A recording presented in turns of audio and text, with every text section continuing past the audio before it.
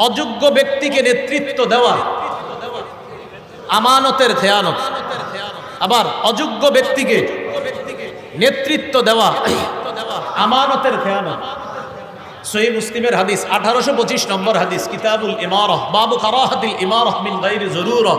এই অধ্যায়ে ইমাম মুসলিম রাহমাতুল্লাহ আলাইহি একটা হাদিস আনছেন।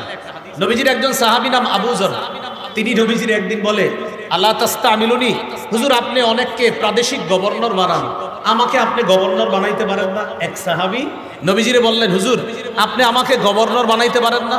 নবীজি বললেন, ইয়া আবা যর ইন্নাকা দাঈফ, আবু যর তুমি দুর্বল মানুষ, তুমি পারবা না এত বড় দায়িত্ব পালন করতে। ইন্নাহা আমানা, গভর্নরের পদ এটা আমানত।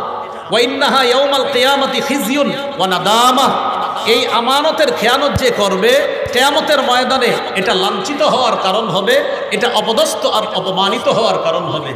নবীজি কি বুঝাইতে চাইলেন? গভর্নরের পদে অধিষ্ঠিত হওয়া, রাষ্ট্রের কোনো দায়িত্বের জায়গায় বসে আপনি যদি আমানতের খেয়ানত করেন, খিজিয়ুন, কিয়ামতের ময়দানে লাঞ্ছিত হবেন, অনাদামা, অনুতপ্ত হবেন। তো নবীজি তার সাহাবী আবু যরকে বললেন, আবু যর তুমি দুর্বল মানুষ, তুমি এই দায়িত্ব নিয়ে এটা সুচারুরূপে পালন করতে পারবা না। ইল্লা মান আখাযাহা বিহাক্কিহা ওয়া আদ্দাল্লাযী আলাইহি ফিহা, যেই ব্যক্তি দেশের দায়িত্ব নেওয়ার পর আমানত যথাযথভাবে পালন করতে পারবে, রাস্তা করে দেওয়ার কথা বলে, রডের কথা বলে যারা রডে দিবে, বাঁশ না দিবে, এই ব্যক্তি কিয়ামতের ময়দানে লাঞ্ছিত হবে না, বরং আরশের ছায়াতলে 7 ব্যক্তিকে আল্লাহ জায়গা দিবে, এর মধ্যে এই ব্যক্তিকেও আল্লাহ অন্তর্ভুক্ত করবে। তাহলে কি শিখলাম? গভর্নরের দায়িত্ব, দেশের দায়িত্ব, এলাকার দায়িত্ব, ওয়ার্ডের দায়িত্ব, এগুলো আমানত।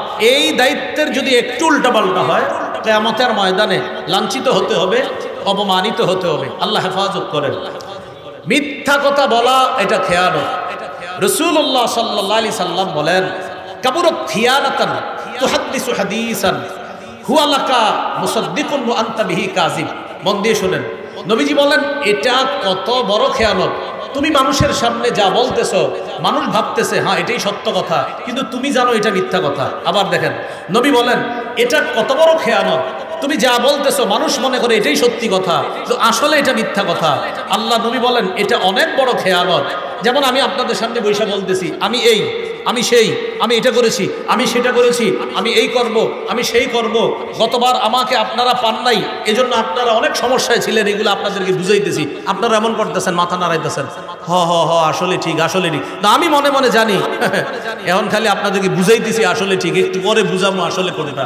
তো নবী বলেন তুমি এমন কথা মানুষকে বলো আর মানুষ মাথা নাড়ায় বুঝায় যে তুমি সত্য বলতেছো, তো তুমি জানো যে তুমি মিথ্যা বলতেছো। নবী বলেন এটা কত বড় খেয়ানত, তুমি যে মানুষকে বলো যেটা মানুষ মনে করে সত্য, আসলে তুমি বলতেছো মিথ্যা কথা, তাহলে এটা সবচেয়ে বড় একটা খেয়ানত।